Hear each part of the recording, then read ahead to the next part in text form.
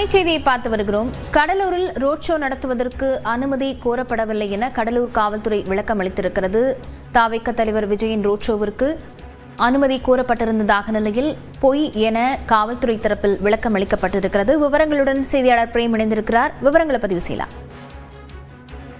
லாவண்யா, தமிழக வெற்றி கழக தலைவர் விஜய் அவர்கள் தமிழ்நாடு முழுவதும் அவர்களது வேட்பாளர்களை ஆதரித்து பிரச்சாரம் என்பது மேற்கொண்டு வருகிறார். இந்த நிலையில் கடலூரில் நடைபெறக்கூடிய பிரச்சாரம் என்பது ரத்து செய்யப்பட்டிருக்கிறது. குறிப்பாக முன்னதாகவே தாவேகா நிர்வாகிகள் பொதுக்கூட்டத்திற்காக அனுமதி என்பது தேர்தல் அதிகாரிகளிடமும் காவல்துறையிடமும் அனுமதி கோரப்பட்டிருந்தார்கள். ஆனால் தற்போது காவல்துறையினர் அனுமதி அளிக்கப்பட்டிருந்து பல்வேறு கட்டுப்பாடுகள் விதிக்கப்பட்டதால் தற்போது அந்த நிகழ்ச்சி என்பது ரத்து செய்யப்பட்டிருக்கிறது. குறிப்பாக காவல்துறை தாவேகா சார்பில் ரோட் ஷோவிற்கு அனுமதி கோரப்பட்டதாகவும் பொதுக்கூட்டத்திற்கும் அனுமதி கோரப்பட்டதாகவும் அனுமதி கேட்டிருந்தனர். ஆனால் காவல்துறையினர் அனுமதி மறுத்ததாக ஒரு தகவலை அவர்கள் கூறியிருந்தனர். இந்த நிலையில் தமிழக வெற்றி கழக சார்பில் ரோட் ஷோவிற்கு அனுமதி கேட்கவில்லை, பொதுக்கூட்டத்திற்கு மட்டும்தான் அனுமதி கேட்டிருந்தனர். பொதுக்கூட்டத்திற்கு நாங்கள் அனுமதி கொடுத்து விட்டோம், ஆனால் ரோட் ஷோவிற்கு தாவேகா சார்பில் அனுமதி கேட்கவில்லை.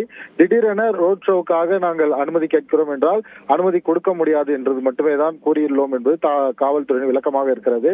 கடந்த 9ஆம் தேதியும் 11ஆம் தேதியும் ரோட் ஷோவிற்கு மட்டும் அனுமதி கேட்டிருந்தனர். அதற்கு காவல்துறை அனுமதித்தோம். ஆனால் இந்த முறை அவர்கள் ரோட் ஷோவிற்கு அனுமதி கேட்கவில்லை, பொதுக்கூட்டத்திற்கு மட்டும்தான் அனுமதி கேட்டார்கள்.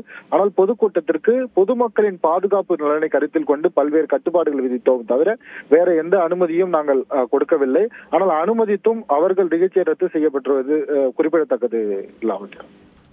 விவரங்களுக்கு நன்றி பிரேம்.